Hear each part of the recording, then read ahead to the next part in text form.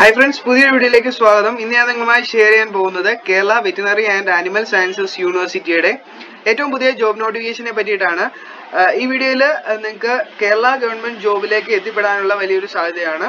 So maximum ജോലി ആഗ്രഹിക്കുന്ന കൂട്ടുകാർ ഈ ഒരു ജോബ് ഓപ്പർച്യൂണിറ്റി യൂസ് ചെയ്യാവുന്നതാണ്. പ്രധാനമായും ഡിപ്ലോമ പഠിച്ചവർക്ക് അവസരമുണ്ട്, അതുപോലെ തന്നെ 10ാം ക്ലാസ് ITA പഠിച്ചവർക്ക് അവസരമുണ്ട്, അതുപോലെ തന്നെ BSc ഡിഗ്രി പഠിച്ചവർക്ക് അവസരമുണ്ട്, അതുപോലെ MSc പഠിച്ചവർക്ക് അവസരമുണ്ട്, BCom പഠിച്ചവർക്ക് അവസരമുണ്ട്, MCom പഠിച്ചവർക്കും അവസരമുണ്ട്.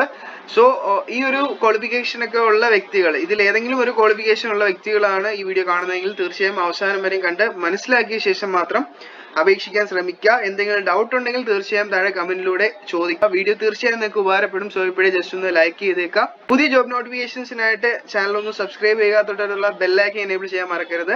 താഴെ ഡിസ്ക്രിപ്ഷനിൽ എൻ്റെ ഒരു വാട്സ്ആപ്പ് ഗ്രൂപ്പ് ലിങ്ക് നിങ്ങൾക്ക് കാണാം. നിങ്ങൾ ജോയിൻ ചെയ്യുകയാണെങ്കിൽ ഏറ്റവും പുതിയ ജോബ് ന്യൂസുകൾ നിങ്ങൾക്ക് അവിടുന്ന് ലഭിക്കുന്നതായിരിക്കും.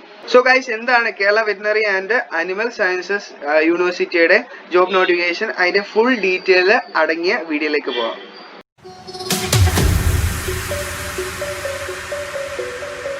സോ ഫ്രണ്ട്സ്, നമുക്ക് ആദ്യമായിട്ട് തന്നെ ഓർഗനൈസേഷൻ നെയിം എന്താണെന്ന് നോക്കാം. Kerala veterinary and animal sciences university ആണ്.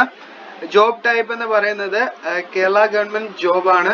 അതുപോലെ ടെമ്പററി റിക്രൂട്ട്മെന്റ് ആണ്, എങ്കിലും നല്ലൊരു ചാൻസ് തന്നെയാണ്. Post name feed mill supervisor, feed mill technician, lab assistant and accountant എന്നീ പോസ്റ്റുകളിലേക്കാണ്. 4 വേക്കൻസിയാണ് ടോട്ടലായിട്ട് പറഞ്ഞിട്ടുള്ളത്. ജോബ് ലൊക്കേഷൻ ഓൾ ഓവർ കേരളയാണ്. സാലറി 18,360 രൂപ മുതൽ 19,710 രൂപയാണ്. ഓഫ്ലൈൻ ആയിട്ടാണ് അപേക്ഷിക്കേണ്ടത്. ആപ്ലിക്കേഷൻ സ്റ്റാർട്ട് ചെയ്യുന്ന ഡേറ്റ് എന്ന് പറയുന്നത് 12th നവംബർ 2020 ആണ്. അതുപോലെ എൻഡ് ചെയ്യുന്ന ഡേറ്റ് 30th നവംബർ 2020 ആണ്. ഇതിന്റെ ഒഫീഷ്യൽ വെബ്സൈറ്റ് നിങ്ങൾക്ക് ഇവിടെ കാണാം. ഒരു സംശയവും തോന്നണ്ട, താഴെ ഡിസ്ക്രിപ്ഷനിലും നിങ്ങൾക്ക് ഒരുപക്ഷെ കണ്ടിരിക്കാം. സോ ഇതാണ് ഇതിന്റെ ഒഫീഷ്യൽ വെബ്സൈറ്റ്.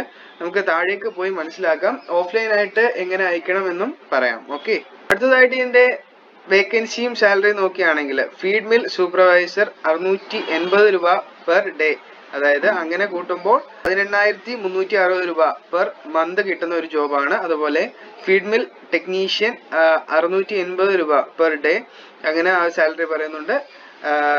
ലാബ് അസിസ്റ്റന്റ് ഒരു വേക്കൻസി 730 രൂപ പെർ ഡേ. അതേപോലെ അക്കൗണ്ടന്റ് ഒരു വേക്കൻസി 730 രൂപ പെർ ഡേ. അങ്ങനെ സാലറിയും പെർ മന്ത് സാലറിയും കണക്കും കാണാം. അടുത്തതായിട്ട് എഡ്യൂക്കേഷൻ ക്വാളിഫിക്കേഷൻ നോക്കുകയാണെങ്കിൽ ഫീഡ് മിൽ സൂപ്പർവൈസറിന് ഡിപ്ലോമ ഇൻ പൗൾട്രി പ്രൊഡക്ഷൻ ആണ് പഠിക്കേണ്ടത്. അതുപോലെ ഫീഡ് മിൽ ടെക്നീഷ്യന് SSLC പാസ് പറഞ്ഞിട്ടുണ്ട്. അതുപോലെ ഫിറ്റർ അല്ലെങ്കിൽ മെക്കാനിക്കൽ അല്ലെങ്കിൽ ഓട്ടോമൊബൈൽ ഡിപ്ലോമ ഇൻ ITA എന്നാണ് പറഞ്ഞിട്ടുള്ളത്. സോ ഇതിലേതെങ്കിലും ഫിറ്ററോ അല്ലെങ്കിൽ മെക്കാനിക്കലോ ഓട്ടോമൊബൈലോ പഠിച്ചിട്ടുള്ള ITA പഠിച്ച് 10ാം ക്ലാസ് കഴിഞ്ഞ് ITA പഠിച്ചിട്ടുള്ള വ്യക്തികൾക്ക് ഫീഡ് മിൽ ടെക്നീഷ്യൻ എന്നീ പോസ്റ്റിലേക്ക് അപേക്ഷിക്കാൻ കഴിയുന്നതാണ്. അടുത്തതായിട്ട് ലാബ് അസിസ്റ്റന്റ് എന്നീ പോസ്റ്റ് ആണ്. സോ ആ ഒരു പോസ്റ്റിലേക്ക് അപേക്ഷിക്കാനായിട്ട് MSc അതുപോലെ കെമിസ്ട്രി ഓർ ബയോകെമിസ്ട്രി എന്നാണ് പറഞ്ഞിരിക്കുന്നത്. MSc in chemistry or biochemistry അല്ലെങ്കിൽ BSc in chemistry or biochemistry ആണ് പറഞ്ഞിട്ടുള്ളത്.